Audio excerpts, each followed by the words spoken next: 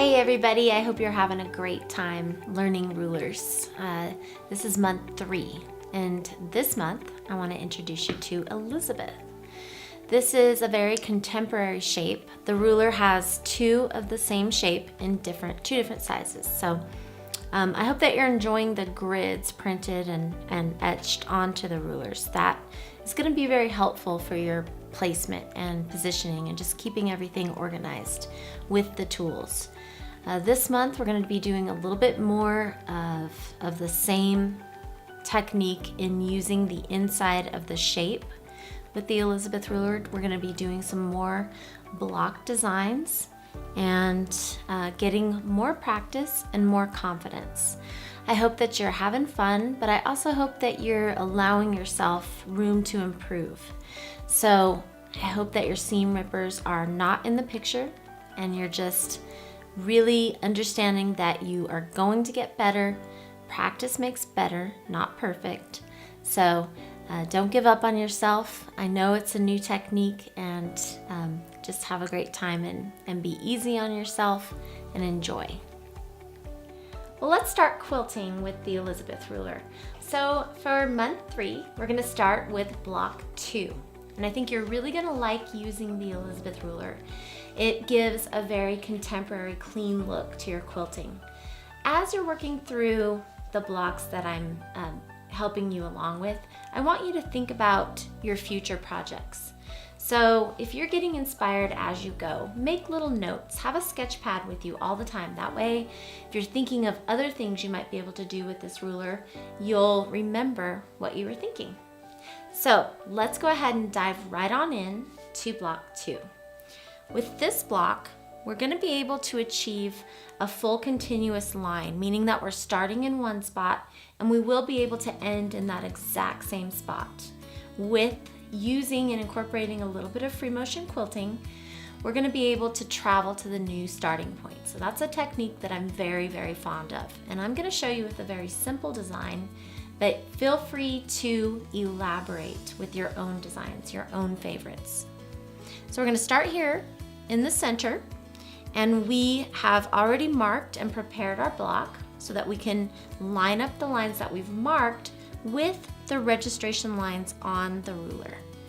So we're going to start there at the center point. Go ahead and bring the ruler all the way down until it touches, and then align the point and the registration line here with your line so everything stays centered. Now have a nice wide hand stance on the ruler, so that way you're able to stabilize the ruler in all 4 corners. Here we go. So we're leaning against the edge of the ruler. We have nice relaxed shoulders. When we get to a stopping point where we can feel the ruler hitting the other edge of the ruler, we can stop for a minute, reposition, make sure that our center is aligned, and then we can proceed shifting our weight to the other edge. Hit the point a little bit there. We'll shift our weight now to this edge. Each time we can feel the ruler hitting an edge, that means it's time to lean on a different edge. All right, now we're going to come back to the point here, and we're going to take the ruler and we're going to rotate it now. So we rotate the ruler, aligning the point with this angle, this 45-degree angle. And now you should start to feel your rhythm develop, and you'll be going a little bit quicker as you get the hang of the technique. So let yourself get into a rhythm. This is where it might be helpful to listen to music and do things like drinking wine, things that might relax you a little bit, but also help you to get into a rhythm. So choose music depending on what type of design you're doing. Now we're going to rotate the ruler again and reposition, and then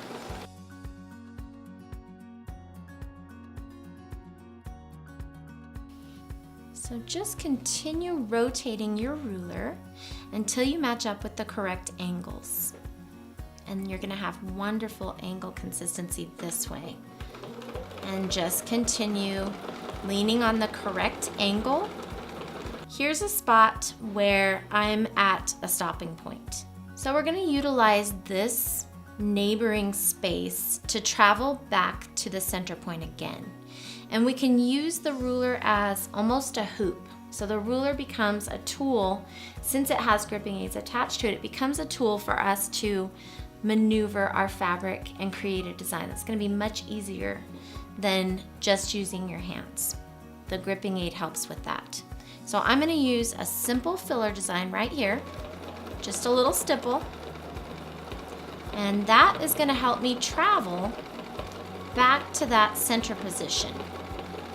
Again, feel free to use whatever filler design you're comfortable with. You wanna use something that you like, something that fits the style of your quilt. Now this quilt reads as a modern quilt, but in the future, if you wanna use this technique, you can change the style of something just by using a different filler design. All right, so we use that little stipple to travel back to the center point. And now we rotate the ruler again and reposition our needle so we're where we want to be.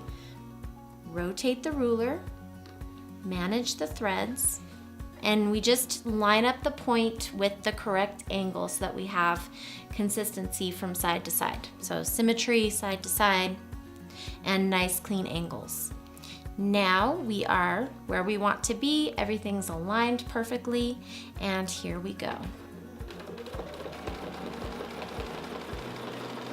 Remember to get that nice rhythm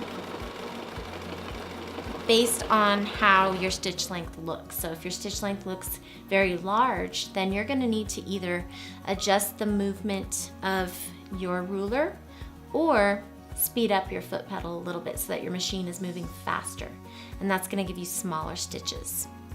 All right, so we've made it back to this edge, and then we're gonna wanna come back to the center again using the technique I showed you.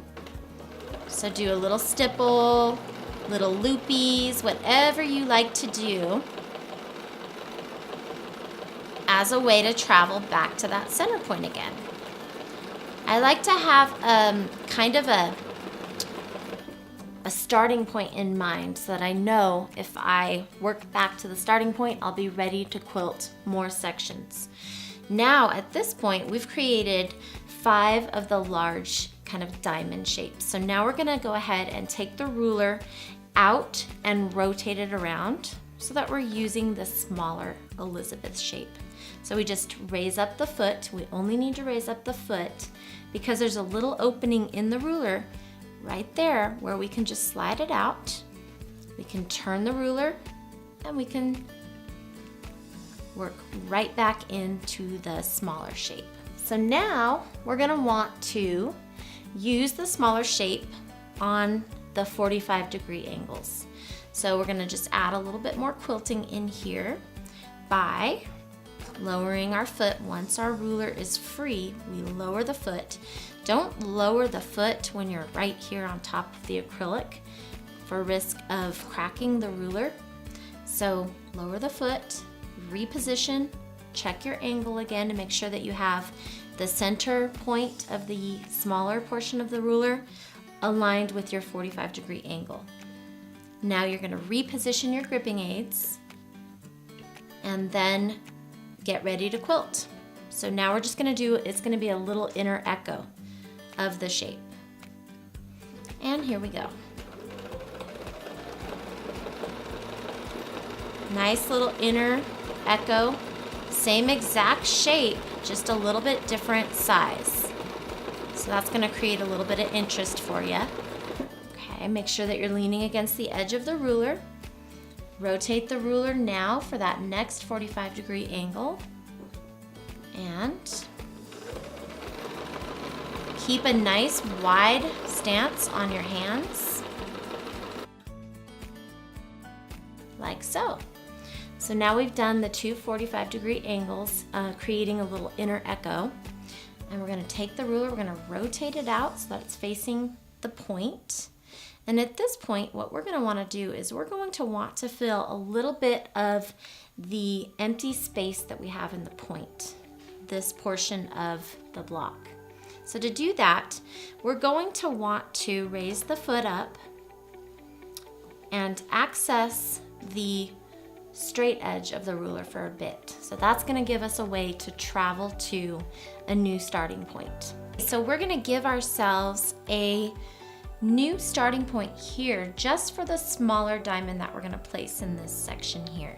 So I'm gonna give myself, so go ahead and raise your foot and give yourself a mark 2 inches in, like so.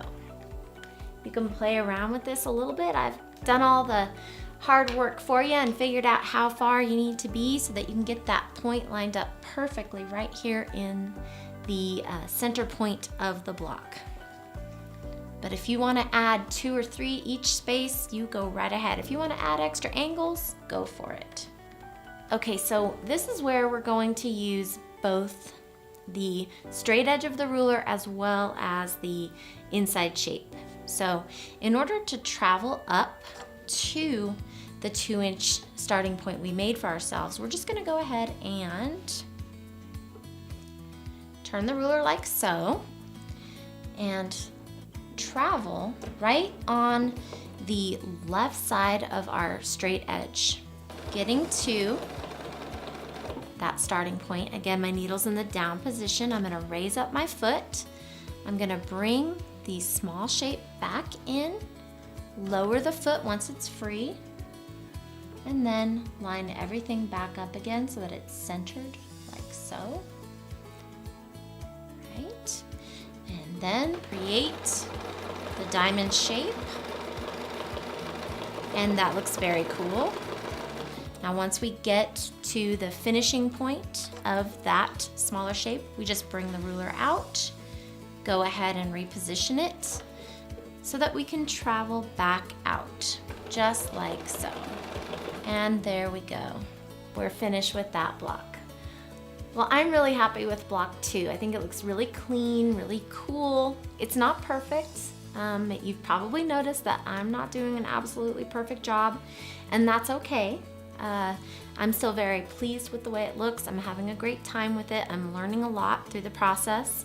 And now I'm ready to move on to section 6C. So now we're gonna rotate our quilt and move it to our next starting point.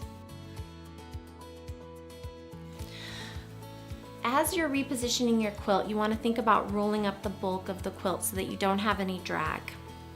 So I'm going to be moving the quilt so that I'm working in section 6C now. And I want to just take and roll the quilt as needed. You can also elevate the edges of your quilt so that you don't have the drag behind you or to the side of you. So get creative with that. That will make your life much happier. And now we're at section 6C. So there are 2 sections here that we're gonna wanna do the exact same design on. So first, we're gonna want to mark our diagonal line. And it's very easy to do because we have the other it's kind of a continuation of the block that we did earlier in month 1. There we go. Now we've got the angle that we need. And so we've got the block prepared and we're ready to go here. We're gonna go ahead and start here at this point. We're gonna use the larger shape first. So go ahead and lower your foot. Always have the foot lowered. Don't get into a comfort zone of not remembering the important things like keeping your foot lowered. Alrighty, here we go. So make sure that this ruler kind of touches the foot, and that way you know that you are at the end of the shape. Make sure that your point is aligned with this correct angle. And then you're going to be leaning against this edge, then this edge. This is another really fun one where we're going to use a little bit of free motion quilting to travel from a stopping point to a new starting point. So now we're at a stopping point, and what we're going to do, rather than backtrack, which is an option, so if you're not comfortable with free motion quilting and you want to backtrack, you can stitch right along that straight edge by using the straight portion of the Elizabeth ruler. But I'm going to go ahead and just do a little back and forth motion here. A nice, easy kind of back and forth, front to back motion. So just use the ruler as almost a quilting hoop. The gripping aids are going to make this technique a lot easier. So we're going to work our way back to the center point there. And once we've gotten to the center point, all we're going to do is raise our foot, take the ruler out, and bring the small portion of the ruler in. Clear the foot before you lower it. Bring the ruler positioned right here next to the ruler foot. Reposition your gripping aids if you need to. Check your angle, check the point of the shape to make sure that it's lined up perfectly with the line that you want it to line up with. And then you're going to quilt this line.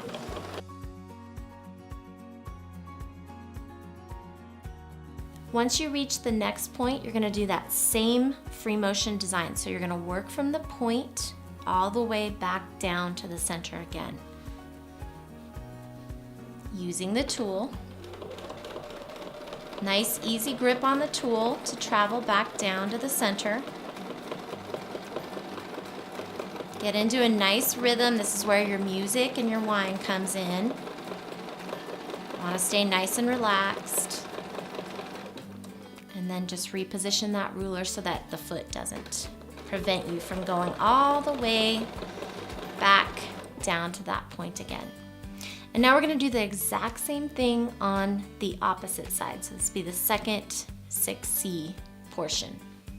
All right, now we're going to work on this neighboring corner here, bringing back the large Elizabeth diamond. Position those gripping aids if you need to. You want to make sure you're feeling the grip. So the ruler should not be slipping above the fabric at all. So it should be gripping and everything should feel easy for you. We're going to check the point here and make sure that it's lined up where we want it to be. Get back. I'm not all the way back to the center. There we go. Now I'm back where I need to be. Reposition the ruler and off we go. Leaning on the correct edge, shifting our weight as we need to. Once we get here to this point, we're going to travel back, having a great time, learning lots and lots. Just back and forth. Very easy motion. And then you can feel your ruler start to hit the ruler foot, so just move the ruler out of the way. And then work back, all the way back to the center again. Raise your foot, pull the ruler out, bring the smaller shape in, and rotate it so that the point is lined up where you want it to be. And go ahead and lower that foot again. Line up the point of your shape with the straight line that you want so that your angles stay correct and consistent. The nice thing is that you could make any angle you want, and as long as you stay consistent from side to side, you're gonna have a nice cohesive look. Symmetry is really good for creating visual balance in any type of art. All right, so now we're gonna travel back again. So once we get back to the point, this might be a time where we can cut our thread and move to the outer sections of the 6C. So we're gonna repeat that same design in the other two outer corners of the triangle blocks. So we're gonna just do that exact same thing, and then we're gonna move to the center point of the triangles.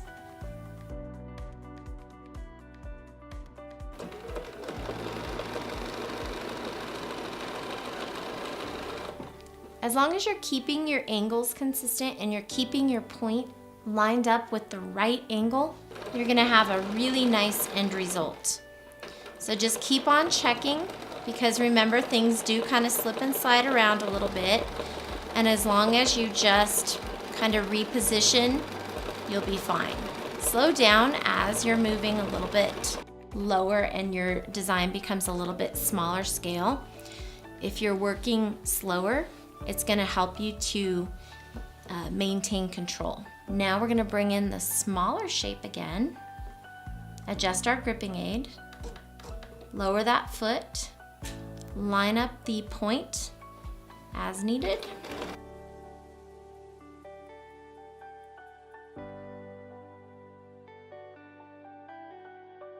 Okay, so now that we've finished those outer corners, we're going to work into the center of the block.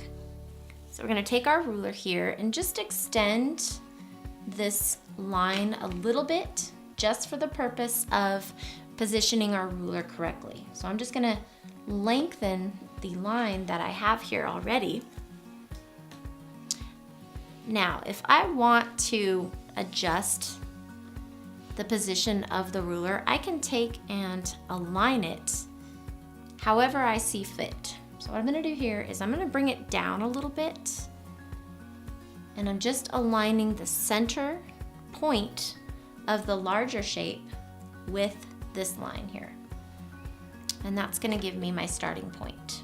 So I'm not gonna be working all the way to the center point. I'm just gonna be starting a little bit to the side of that point.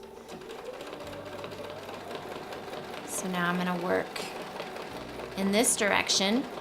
And the points of this ruler really just give you a lot of visual interest and a lot of direction to your work. All right, so then once we get to that stopping point, we're ready to just do the same thing on the other side, and we're gonna be all finished with section 6C. Thank you for joining me again this month. I hope that you're finding that it's becoming easier and easier to use rulers with your machine quilting. And again, I hope that you're using your creative license to really make this quilt your own. And I look forward to seeing you next month.